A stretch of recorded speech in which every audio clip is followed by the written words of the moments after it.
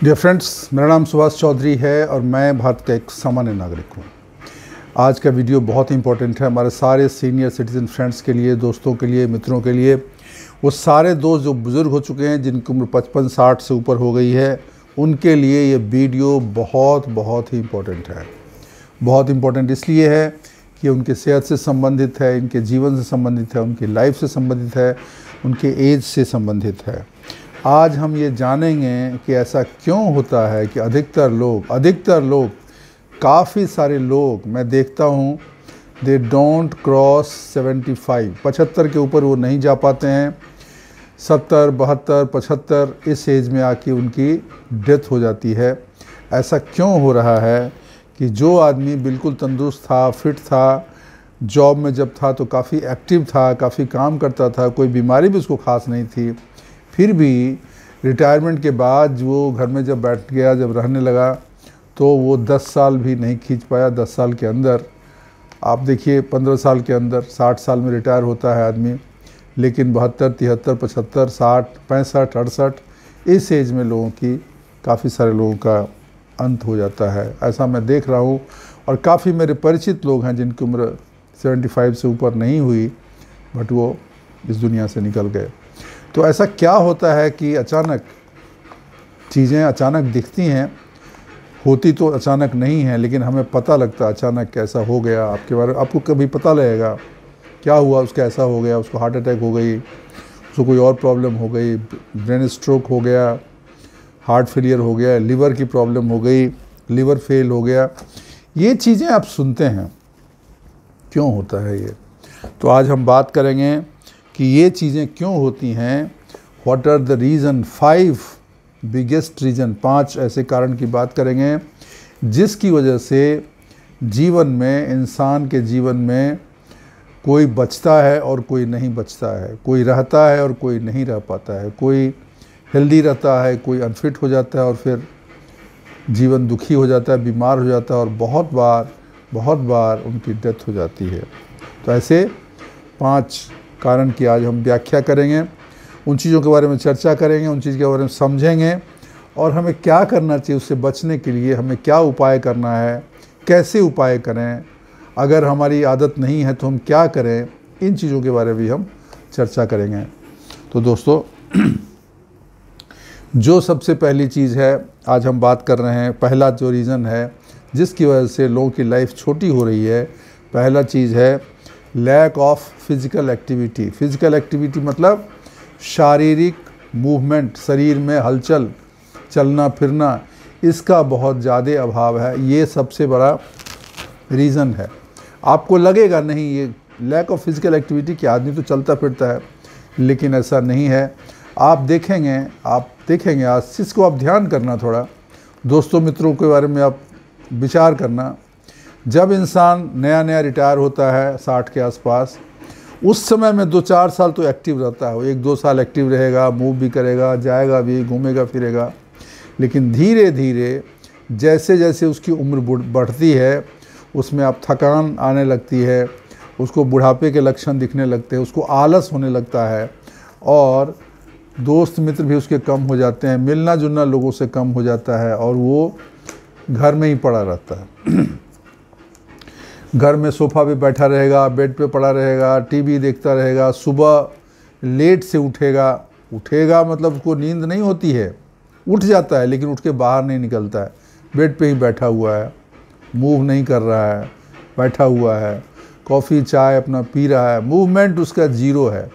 अगर उसको कभी कोई काम भी करना हुआ तो मान लो आधा किलोमीटर है, 200 मीटर है, तो भी अभी ऐसी आदत हो गई कि वो, अभी आजकल तो सुविधा है, तो गाड़ी लेके जाएगा, कार लेके जाएगा, या ये मोटरसाइकिल लेके जाएगा, स्कूटी लेके जाएगा, ठीक है ना, लेकिन वो पैदल नहीं जाएगा। पैदल जाने में उनको उलझन होती है, पैदल अवॉइड करते हैं। आप देखना, ऐसा बहुत सारे लोगों के साथ होता है, उनको आधे किलोमीटर पे कोई शॉप है, वहाँ वो पैदल नहीं जाएंगे, वो स्कूटी लेके जाएंगे। क्यों भाई, स्कूटी लेके क्यों जाओगे? तो उससे क्या होता है, अभी प्रॉब्लम क्या होती है, इसकी वजह से उनका ब्लड सर्कुलेशन स्लो हो जाता है, ब्लड प्रेशर उनका, क्योंकि मूवमेंट नहीं करेंगे तो उनका ब्लड प्रेशर हाई हो जाता है, हार्ट की प्रॉब्लम बढ़ जाती है, बिकॉज ब्लड सर्कुलेशन ठीक से नहीं होगा, ब्लॉकेज होगा मूवमेंट नहीं करने से, तो हार्ट की प्रॉब्लम उनको हो जाती है। डायबिटीज़ की प्रॉब्लम भी होने की संभावना बढ़ जाती है, क्योंकि मूवमेंट नहीं हो रहा है, चल फिर नहीं रहे हैं। इसके अलावे कैंसर की बीमारी भी हो जाती है कभी कभार, और भी साइकोलॉजिकल प्रॉब्लम्स उनको होती है, डिप्रेशन की प्रॉब्लम हो सकती है। घर में बैठे हैं, पड़े हुए हैं, डिप्रेस्ड हो गए, मिलना जुलना किसी से है नहीं, जाना आना कहीं है नहीं, तो ये प्रॉब्लम है। अभी मैं बात करता हूँ, दो महिलाओं की बात करते हैं, एक सीता और एक गीता। दोनों आसपास ही अपने टीचर थी, वो रिटायर हुए। और सीता और गीता जो है, सीता जो है वो शुरू से एक्टिव थी, शुरू से वो अपना एक्टिव रहती थी, काम करती थी, और थोड़ा सा उसको रहता था सेहत के प्रति, लेकिन रिटायरमेंट के बाद वो भी थोड़ी ढीली हो गई, थोड़ा कम हो गया। लेकिन जब उसने 2 साल के बाद उसको थोड़ी हार्ट में दर्द होने लगा, सांस उसके फूलने लगी, तो डॉक्टर से उसने दिखाया, डॉक्टर ने बोला कि आपका बीपी ज़्यादा है और आपका शुगर भी ज़्यादा है, तो आप जो है ये दवाई खाइए और अपना मूवमेंट करिए, थोड़ा एक्सरसाइज करिए, वॉक करिए। तो सीता ने जो है वो करना शुरू किया, और फिर उसने अपने जीवन में किए पार्ट बना लिया कि मुझे रोज़ टहलने जाना है, एक्सरसाइज करना है। ज़्यादा एक्सरसाइज नहीं होगा, थोड़ा सा करना है। योगा ग्रुप ज्वाइन कर लिया, थोड़ा मूव करने लगी, घर में भी थोड़ा चलती फिरती थी। नौकरानी थी, लेकिन नौकरानी से भी थोड़ा बहुत खुद भी काम करती थी, और उसका टहलना, रोज़ मूव करना, वॉक करना, ये उसने अपने जीवन का अंग बना लिया। लेकिन गीता जो थी वो थोड़ा शुरू से मस्त मौला थी, ज़्यादा काम करने वाली नहीं थी। उनको भी प्रॉब्लम हुआ, उनको बाद में प्रॉब्लम हुआ, 3-4 साल के बाद उनका हार्ट में थोड़ा सा प्रॉब्लम होने लगा। हार्ट में बोला कि आपका एक आध जगह ब्लॉकेज है, दवाई दिया, ज़्यादा प्रॉब्लम नहीं है, दवाई दिया। बीपी भी आपका बढ़ा हुआ है, बट उन्होंने ध्यान नहीं किया। 2-4 दिन दवाई खाए, फिर दवा भी छोड़ दी, और वॉक भी करना वो नहीं चाहते थे। उनके घर के लोग भी उनको लेके जाते थे, तो वो अरे थक गए यार, छोड़ो, रहने दो, अभी हो गया, अभी चलते हैं। ऐसा करके उन्होंने शुरू में 2-4 दिन किया, बट बाद में उन्होंने छोड़ दिया। उसका असर ये हुआ कि आफ्टर 5 साल सीता तो बिल्कुल फिट हो गई। अभी वो 5-5 किलोमीटर चल रही है, उसका वज़न भी नहीं बढ़ा, और उसकी सब पैरामीटर्स जो भी हेल्थ के पैरामीटर सही हो गए।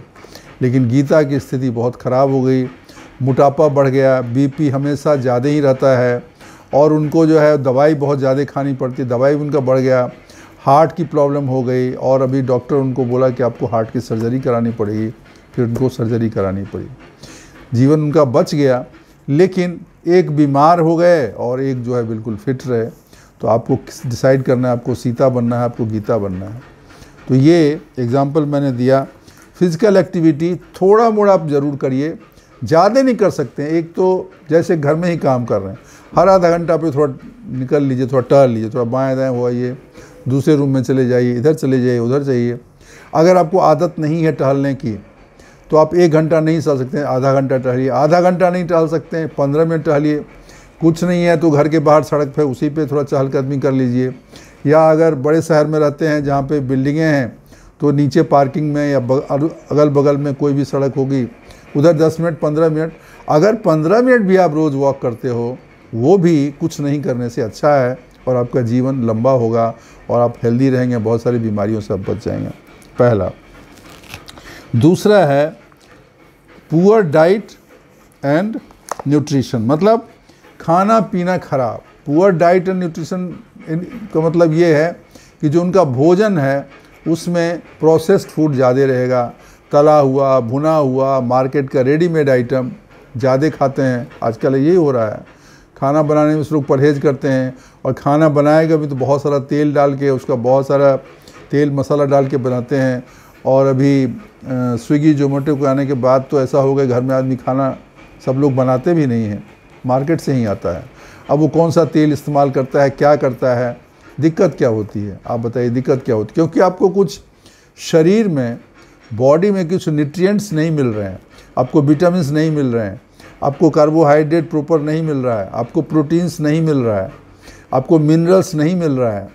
अभी जो रिफाइंड कार्बोहाइड्रेट है, पास्ता वास्ता है या जिस तरह, उसमें रिफाइंड कार्बोहाइड्रेट, उसमें कोई ताकत नहीं है।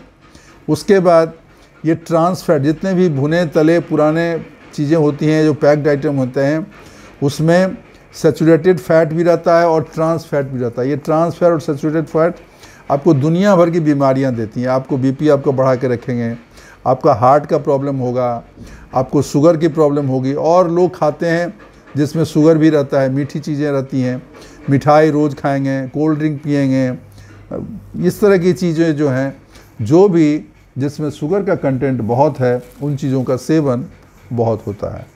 ओल्ड एज में धीरे धीरे, शुरू में नहीं पता लगता, लेकिन धीरे धीरे उसका असर आने लगता है। और असर जब बहुत हो जाता है तो उनको फिर तकलीफ़ होती है, हेल्दी खाना नहीं खाते हैं। मैं फिर एग्जांपल देता हूँ। 2 मित्र हैं, राम और श्याम, ठीक है ना। दोनों जो है अपने जॉब से रिटायर हुए, बूढ़े हैं। अभी क्या है, श्याम जो है शुरू से ही ऐसे आलसी आदमी है, काम नहीं करता था, खाना वाना कुछ भी खाता था, मौज मस्ती वाला आदमी, खा रहा है, पी रहा है, मुर्गा भी खा रहा है, मछली भी खा रहा है और दारू भी पी रहा है, और खाने में उसको कोई परहेज़ नहीं है। रोज़ उसको एकदम हेवी आइटम जो चाहिए वो चाहिए, तला भुना चीज़ जो है, प्रोसेस्ड फूड जो है, पैक्ड आइटम जो है बाज़ार से आता है, वो उसको खाने में अच्छा लगता है। जितने भी भजिया है और पकौड़े हैं और जलेबी है और मिठाई है, बहुत पसंद है उसको जबकि पहले से बीमारी है, उसको बीपी भी है, उसको शुगर भी थोड़ी सी है, लेकिन वो मान नहीं रहा है। और उसकी वजह से धीरे धीरे उसकी स्थिति बहुत ख़राब हो गई और बाद में उनको बहुत तकलीफ़ हो गई। उनका हार्ट का प्रॉब्लम हो गया, उनका शुगर बहुत ज़्यादा रहने लगा, तीनों चीज़ की दवाई चल रही है। अब वो चल नहीं पाते हैं, अब वो 100 मीटर भी नहीं ठीक से चल पाते हैं, उनकी सांस फूलती है, उनको तकलीफ़ होती है। लेकिन राम शुरू से ही थोड़ा सतर्क था, वो ध्यान रखता था अपने हेल्थ का। जब उसको पता लगा, उसका ज़्यादा प्रॉब्लम नहीं हुआ, फिर भी थोड़ा बहुत पैरामीटर बाएं दाएं हुआ, तो उसने उसी समय से अपना वॉक करना चालू किया। खाने में वो ग्रीन लीफी वेजिटेबल्स लेता है। उसके बाद जो फ्रूट्स उसने अपने खाने में, जिस तरह की फ्रूट्स हैं, वेजिटेबल्स हैं और ड्राई फ्रूट्स हैं, सलाद हैं, दाल हैं, इन प्रोटीन हैं, इन चीज़ों का उसने लेना शुरू किया, तो राम की प्रॉब्लम नहीं हुई है। तो दोस्तों, अगर आपकी ऐसी आदत है कि आप अनहाइजीनिक फूड खाते हैं, हेल्दी फूड नहीं खाते हैं, तो इस आदत को बदलिए। अपने भोजन में जो है ये फ्रूट्स को और सलाद को, इन चीज़ों को ज़्यादा बढ़ाइए। ऐसा कहते हैं एक प्लेट में ना आधा प्लेट आपको सब्जी खाना चाहिए और आधा प्लेट में 1/4 आपको प्रोटीन लेना चाहिए और 1/4 कार्बोहाइड्रेट लेना चाहिए। कार्बोहाइड्रेट जो है सो होल ग्रेन्स होना चाहिए, प्रॉपर ऐसा रिफाइंड ग्रेन्स नहीं होना चाहिए, रिफाइंड कार्बोहाइड्रेट्स नहीं चाहिए। और सब्जियों में जो भी हरी सब्जी है, पालक है, तुरई है, गोभी है, मेथी है, बथुआ है, ये सब परवल है, इस तरह की चीज़ें आपको लेनी चाहिए। और ककम्बर है, ये खीरा है, ककड़ी है, ये सब लीजिए। फल बहुत सारे आते हैं, जिस मौसम का जो फल है लीजिए। अभी जैसे अभी अंगूर का मौसम चल रहा था तो अंगूर लीजिए, मौसमी जब आता है मौसमी लीजिए, जब ये नारंगी का मौसम होता है नारंगी खाइए, सेब तो 12 महीना मिलता है, सेब खाइए, पियर्स खाइए। फल ज़रूर अपने भोजन में शामिल करिए। और जो ये ग्रीन लीफी वेजिटेबल्स हैं, हरी पत्तेदार सब्जियां हैं, इस तरह की चीज़ें लीजिए। विटामिन्स की जो भी चीज़ें हैं वो भी आपको लेनी चाहिए। वॉक ज़रूर करिए, आधा घंटा 1 घंटा डेली, जितना कर सकते हैं। ड्राई फ्रूट्स, वॉलनट है, इस तरह की चीज़ों खाने की चीज़ें हैं, वॉलनट है, आलमंड्स है, जो आपके ब्रेन को कम मजबूत करती है, इनको भी लीजिए। तो आपका ये जो प्रॉब्लम है, न्यूट्रिशन की प्रॉब्लम ख़त्म हो जाएगी और आपका डाइट भी सही हो जाएगा। तो आप डिसाइड करिए आपको राम बनना है कि श्याम बनना है। आप श्याम बने हुए हो, अभी आपको राम के रास्ते पे जाना पड़ेगा, तभी आप ठीक होंगे। तो ये हो गई दूसरी चीज़ जो हम गलतियां करते हैं, जिनकी वजह से हमारी उम्र बिल्कुल छोटी हो जाती है। जो हम 90 साल जी सकते थे, हम 70-72 में बिल्कुल लटपट हो जाते हैं और दुनिया भर की बीमारियां हमारी बढ़ जाती हैं। और बीमारियां इतनी बढ़ जाती हैं, बाद में उसको हम कंट्रोल भी नहीं कर सकते हैं। अगर आपका पूरा शरीर ही बेकार हो गया, किधर क्या करोगे? एक चीज़ ठीक करोगे, दूसरा चीज़ खराब होगा, दूसरा चीज़ ठीक करोगे, पहली चीज़ खराब हो जाएगी। तो इसको अपने जीवन में समझिए और इसमें सुधार लाइए। तीसरी चीज़ है स्मोकिंग और अल्कोहल, मतलब बहुत सारा सिगरेट पीना और बहुत सारा दारू पीना। ये दोनों चीज़ जो है ना, इंसान के जीवन को बर्बाद करता है और मृत्यु को बहुत तेज़ी से अपनी तरफ खींचता है। बहुत तेज़ी से। अगर आप स्मोकिंग बहुत करते हैं, थोड़ा भी करते हैं, तो आपके जो रेस्पिरेटरी सिस्टम है, लंग्स है, वो आपका पूरा ख़राब हो जाएगा। आपको बहुत सारी बीमारियां, लंग्स की बीमारी लग जाएगी। और इसी तरीके से अगर जो आपका अल्कोहल बहुत लेते हैं, सिगरेट, दारू अगर बहुत पीते हैं, रेगुलर पीते हैं और बहुत पीते हैं, तो बहुत सारी कॉग्निटिव प्रॉब्लम भी हो जाएगी। लीवर तो आपका ख़राब होगा ही, लीवर सिरोसिस हो सकता है, लीवर से रिलेटेड अन्य बीमारियां हो सकती हैं, हार्ट की प्रॉब्लम हो सकती हैं, ये कॉग्निटिव फंक्शन होगा, पहचानने की प्रॉब्लम हो जाएगी, डेमेंशिया जो बीमारी है, भूलने की बीमारी, वो हो सकती है, अल्जाइमर्स की प्रॉब्लम हो सकती है। ये दुनिया भर की बीमारी, और पूरा शरीर आपका खोखला हो जाएगा, बाद में इलाज भी काम नहीं करेगा। तो दोस्तों, ये चीज़ जो है ना, इसको छोड़ना पड़ेगा। मैं फिर एग्जाम्पल देता हूँ मोहित की और महेश की। मोहित जो है वो शुरू से अपना ध्यान रखता था, और उसने जो है कभी भी सिगरेट, वो भी पीता था लेकिन 50-55 की उम्र में उसने छोड़ दिया। अल्कोहल भी लेता था, बट वो बिल्कुल कम कर दिया। अभी कभी हफ्ते 10 दिन में, 1 महीने में लेता है, लेकिन उसने आदत जो थी उसको कम कर दिया। उसकी जगह पे खाना पीना उसने अपना ठीक किया और इन आदतों को छोड़ दिया। तो अभी उस हेल्दी है, उसको कोई भी हेल्थ इश्यू नहीं है, कोई प्रॉब्लम नहीं है। लेकिन दूसरी तरफ महेश ने इन चीज़ों का ध्यान नहीं रखा। वो अभी भी फूंकता रहता है, जब भी मौका मिला दिन में 1 बंडल उड़ा देता है। अब तो उसका ये हालत हो गई कि उसकी फेफड़ा ही उसका सड़ गया। अब उसको वाल्व बदलने की नौबत आ गई, वाल्व उसकी बदली होने वाली है। उसके अलावा उसका हार्ट का प्रॉब्लम है, लीवर उसका ख़राब हो गया है, लीवर अभी खाना ही नहीं पचता है, और वो ठीक से पहचान भी नहीं पा रहा है, क्योंकि उसको कॉग्निटिव प्रॉब्लम भी हो रही है और डेमेंशिया भी थोड़ी बहुत हो गई है। और डॉक्टरों को डर है कि अगर उसने ध्यान नहीं रखा तो भूलने की जो सबसे ख़राब बीमारी है, अल्जाइमर्स, वो भी उसको हो सकते हैं, उसके भी लक्षण दिख रहे हैं। तो अभी आपको क्या करना है? आपको मोहित बनना है कि आपको महेश बनना है? नेचुरली आपको मोहित बनना है। तो मोहित बनना है तो अपने इस आदत को, सिगरेट पीने की और दारू पीने की आदत को पूर्ण विराम लगा दीजिए, उसको बंद कर दीजिए। आपका जीवन अच्छा हो जाएगा, स्वस्थ रहेगा और आप फिट रहेंगे। ये हो गई, 3 चीज़ें हो गई। चौथा है chronic stress and mental health. बहुत लोग हमेशा स्ट्रेस में रहते हैं, आज की चिंता नहीं करेंगे, कल क्या हुआ उसका रिपेंट करते हैं, सोचते रहेंगे, अरे यार मैंने ये नहीं किया, ये नहीं किया, मुझे ऐसा करना चाहिए, ये मेरे से गलती हो गई, ये हो गई, और आगे क्या होगा, मेरी तो स्थिति बहुत ख़राब है, पैसे नहीं हैं, घर में कोई बोल नहीं रहा है, मैं बीमार भी रहता हूँ, कल क्या होगा, मेरी पत्नी को कौन देखेगा, मेरे बच्चे क्या करेंगे। अभी वो चिंता में ही पड़ा रहता, हमेशा स्ट्रेस में रहेगा।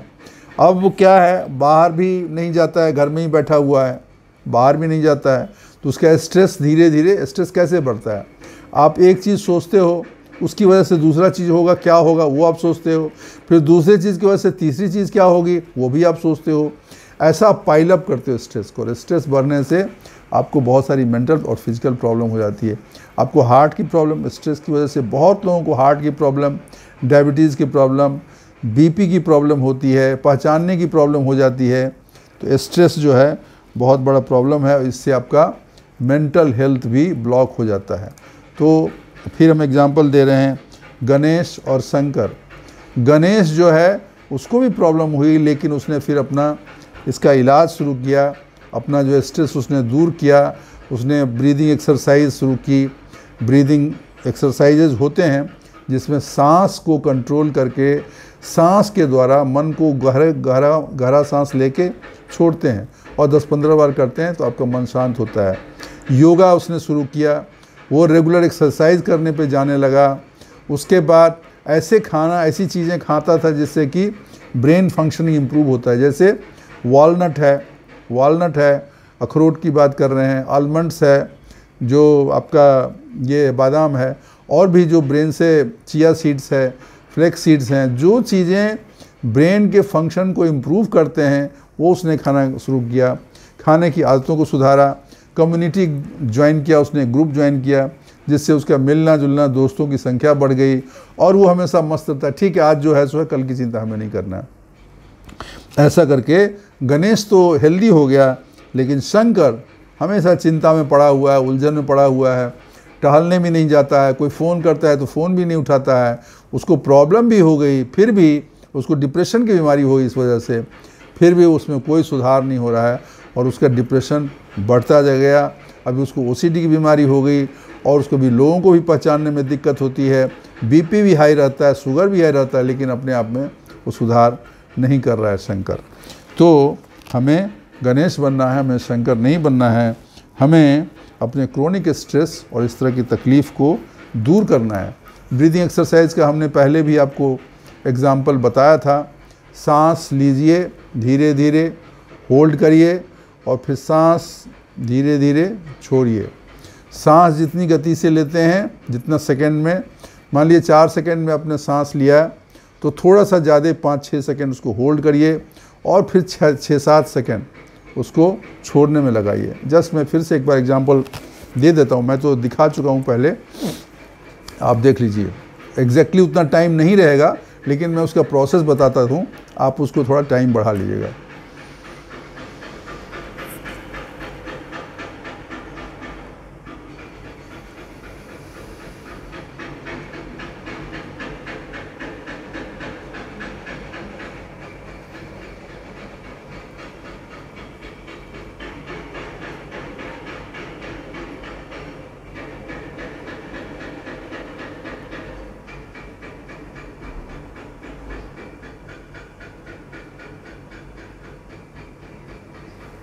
ये है 4 सेकेंड या 4 पोर्शन आप सांस लेने में लगाते हो, 6-7 पोर्शन 6-7 सेकेंड आप उसको होल्ड करते हो और फिर 7-8 सेकेंड उसको आप छोड़ने में लगाते हो। ये अगर 10 आवृत्ति कर लेते हैं शांत स्थान में, आंख बंद करके, कमर सीधी करके और आंख बंद करके करते हैं, ये ब्रीदिंग प्रैक्टिस करते हैं, इससे बहुत सारे लोगों को बहुत लाभ होता है। आपका मन शांत होगा, आपका स्ट्रेस कम हो जाएगा। ठीक है। उसके अलावा ध्यान का भी आप प्रैक्टिस कर सकते हैं। आप ध्यान में बैठ जाइए पद्मासन लगा के, इस अवस्था में सीधा होके फ्लैट फर्श पे बैठ जाइए। एक आसन हो तो ठीक है, सुखासन में बैठिए जिसमें आप कंफर्टेबल हो और आंख बंद करके बिना किसी मूवमेंट के ऐसे 10 मिनट 15 मिनट जितना देर आप बैठ सकते हैं उसको बैठिए। ध्यान ये रखना है शरीर के किसी भाग में कोई मूवमेंट नहीं होनी चाहिए, कोई हरकत नहीं होनी चाहिए, हिलना डुलना नहीं चाहिए। पहली चीज़, किसी विचार को ध्यान नहीं लगाना है। जो भी विचार आ रहे हैं जा रहे हैं, आ रहे हैं जा रहे हैं, और आपको जो है ना तटस्थ भाव से ऐसा आप समझिए कि मेरा शरीर वहाँ बैठा हुआ है और मैं दूर कहीं ऐसा थोड़ा डिस्टेंस पे मैं अपने शरीर की हरकत को देखता हूँ। तो ये जो तरीका है ना, इससे आप ठीक हो सकते हैं और इससे आपको फ़ायदा होगा। इससे ये जो ध्यान का तरीका है वो आपको करने से फ़ायदा होगा। इसके अलावे जो रेगुलर वॉक है, स्ट्रेचिंग एक्सरसाइज है, फिज़िकल फिटनेस है, कम्युनिटी के साथ किसी ग्रुप ज्वाइन करिए, दोस्तों के साथ मिलिए, फ़ोन करिए, आना जाना रखिए, बाहर थोड़ा घूमिए। ये सब आप जब करेंगे और एक तटस्थ भाव रखिए कि जीवन में जो भी हो रहा है ठीक है, जो नहीं हो रहा है वो भी ठीक है। उसी चीज़ को हम बदल सकते हैं जो हमारे वश में है। जो चीज़ हमारे वश में नहीं है उसके बदलने के लिए प्रयास करना व्यर्थ है। आप भारत के एक साधारण सीनियर सिटीजन हैं, आप बताइए अभी जो रसिया का युद्ध चल रहा है यूक्रेन से, आप कुछ कर सकते हो?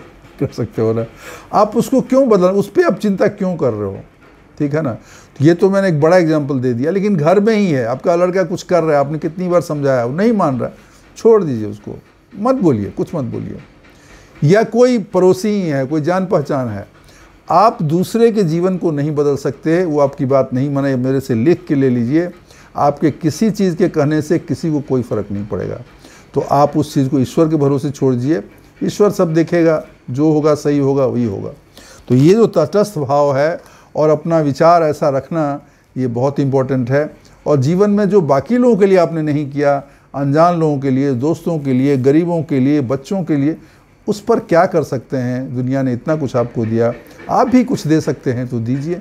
उस पर ध्यान लगाएंगे तो मेरे ख्याल से स्ट्रेस और मेंटल हेल्थ में बहुत बड़ा सुधार होगा। आप ये करके देखना, ये मेरा व्यक्तिगत अनुभव भी है और मैंने बहुत लोगों को कहा है, उनको भी फ़ायदा हुआ है।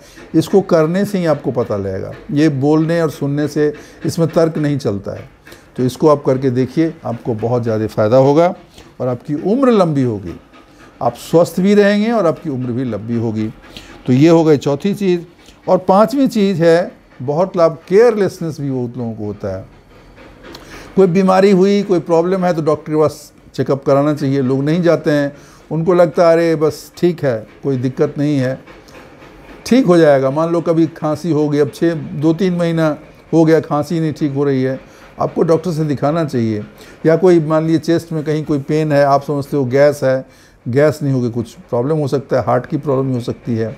आपको भारीपन लग रहा है, आप चलते हो घूमते फिरते हो, आपको भारीपन लगता है, आप सोचते हो भारीपन थकान की वजह से मैं आराम करूँगा तो हो जाएगा, कोशिश करिए। लेकिन अगर बार बार वैसे हो रहा है और आराम करने से ठीक नहीं हो रहा, आपको डॉक्टर ज़रूर चेकअप करना चाहिए। हो सकता है कि आपका रेगुलर बीपी हाई रहता होगा, जो कि आपको कल को स्ट्रोक में बदल सकता है। तो रेगुलर हेल्थ चेकअप आपको करना चाहिए। मैं फिर एग्जांपल देता हूँ, 2 मित्र हैं प्रेम और सोहन। प्रेम सतर्क है, वो हमेशा से अपना चेकअप कराता रहता है और कोई बीमारी होने से पहले ही उसको जब भी होती है तो 1-2 दिन से ज़्यादा वो देखता नहीं है, जाके कोई भी हो किसी तरह की समस्या हो डॉक्टर से मिलता है और उसके हिसाब से सलाह से अपना इलाज कराता है। लेकिन सोहन को डॉक्टरों से एलर्जी है, वो मिलना नहीं चाहता है, वो थोड़ा सा अवॉइड करता है, सोचता है अपने आप ठीक हो जाएगा। लेकिन इसके वजह से उसका कई बार प्रॉब्लम हुआ है, उसका बीपी बहुत ज़्यादा रहा काफ़ी दिन तक, बाद में उसको कंटिन्यूसली बीपी की दवाई खानी पड़ी, इसी चक्कर में उसको शुगर की प्रॉब्लम भी हो गई।